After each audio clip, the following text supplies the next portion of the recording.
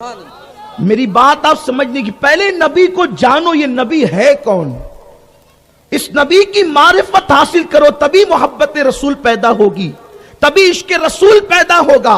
حضور کیا ہیں، حضور کی شان کیا ہے، حضور کو کبھی آپ نے جانا؟ آپ تو یہی سمجھ رہے ہیں کہ وہ بازار میں گھومتے ہیں، ہماری طرح انسان ہے، وہ کھانے سے پہلے نمک چکھتے ہیں، ہماری طرح انسان ہے۔ لیکن آئیے میں آپ کے سامنے ایک حدیث پاک کی تشریح پیش کروں تاکہ پتہ چلے حضور ہے کون۔ پہلے ان کو جانو وہ کون ہے، ان کو جانو گے تو مانو گے نا۔ عشق رسول یوں ہی تھوڑی دل میں پیدا ہوگا، ہر ایک کا عشق دل میں پیدا تھوڑی ہوتا ہے۔ عشق پیدا ہونے کے لیے کچھ چیزیں ہوتی ہے، حسن، علم، طاقت، اخلاق، یہ چیزیں ہوتی ہے، تب کہیں جا کر کسی کے لیے عشق پیدا ہوتا ہے۔ ان سب چیزوں کی تشریح نہیں ہو سکتی، لیکن آؤ اپنے نبی کو جانو، اپنے نبی کیسے ہیں۔ وہ حدیث پاک، حضور علیہ السلام اعلان نبوت سے پہلے غار حرا میں بیٹھا کرتے تھے، اللہ کی عبادت کرتے ہوئے۔ لوگ لات و حبل کو پوچھتے تھے، حضور اللہ کی عبادت کے لیے حرا میں بیٹھتے تھے۔ ایک دن جبریل آئے۔ یہ جبریل کون ہے؟ جبریل علیہ السلام کو جانتے ہو کون ہے؟ یہ سارے فرشتوں کا سردار ہے۔ جبریل جس کو کہتے ہیں یہ سارے فرشتوں کا سردار ہے۔ اور اس جبریل کی طاقت کتنی ہے، قوت کتنی ہے؟ جبریل جب اپنا ایک پر پھیلاتا ہے تو جبریل کا ایک پر مشرق سے لے کے مغرب تک پوری دنیا کو ڈھانپ لیتا ہے۔ اتنا بڑا جبریل کا ایک پر ہے، اور جبریل کے اس طرح 70,000 پر ہیں۔ جبریل کی پرواز کا عالم یہ ہے کہ جبریل پلک کے جھپکتے سدرہ سے زمین پہ آتے ہیں اور زمین سے سدرہ پہ جاتے ہیں۔ یہ جبریل کی طاقت ہے۔ جبریل زمین کو اپنے پر پہ اٹھا کے یوں پلٹ دیتے ہیں، قوم لوط کو پلٹا۔ یہ جبریل کی شان ہے۔ کون جبریل؟ فرشتہ جبریل۔ اور جبریل کا ایک مقتدی ہے جس کا نام ہے اسرائیل، اسی کو کہتے ہیں ملک الموت۔ وہ ہر انسان کے گھر میں آتا ہے، اور جس کو دکھ جاتا ہے پھر دوبارہ انسان کسی کو نہیں دیکھتا، انسان دیکھنے سے ہمیشہ کے لیے محروم ہو جاتا ہے۔ اور اس اسرائیل کی طاقت اتنی ہے کہ وہ ایک انگلی رکھتا ہے تو انسان مر جاتا ہے۔ کون؟ اسرائیل۔ اسرائیل کون؟ جبریل کا مقتدی۔ مقتدی کی یہ طاقت، تو جو مقتدا سید الملائکہ ہو، اس جبریل کی طاقت کا عالم کیا ہوگا؟ اب جبریل پہلی مرتبہ اپنی اصل شکل میں حرا کی وادی میں، حرا کے غار میں قدم رکھتا ہے، اور حضور علیہ السلام پر پہلی آیت لے کر آتا ہے اور کہتا ہے اقرا، پڑھیے۔ کس سے کہہ رہا ہے؟ جبریل میرے اور آپ کے نبی سے، معلم کائنات سے، معلم انسانیت سے، حضور سید عالم سے، اقرا، پڑھیے۔ سرکار نے جواب دیا، یہ بخاری شریف کی حدیث ہے، ما انا بقاری، میں نہیں پڑھتا۔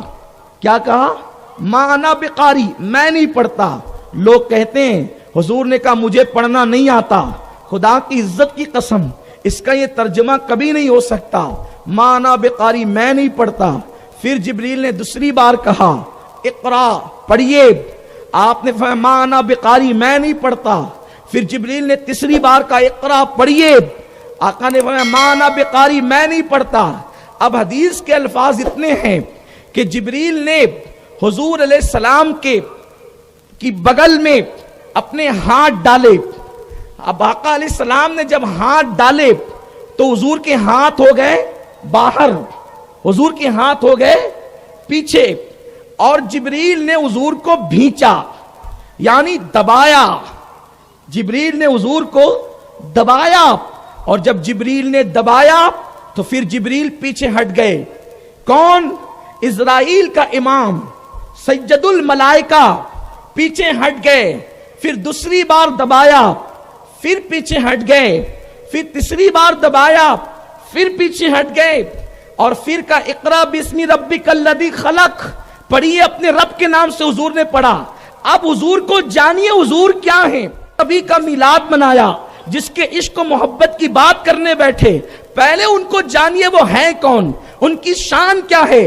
سب سے بڑا فرشتہ، فرشتوں کا سردار حضور کی بارگاہ میں آ کر حضور کو دباتا ہے تو لوگ کیا کہتے ہیں؟ دیکھو جبریل نے حضور کو دبایا، بھیجا، تو دبانے کے بعد حضور کو پڑھنا آ گیا اور حضور علیہ السلام تھک گئے، تھر تھر کانپنے لگے۔ ہم کہتے ہیں یہ قصہ نہ بناؤ، یہ جھوٹ ہے۔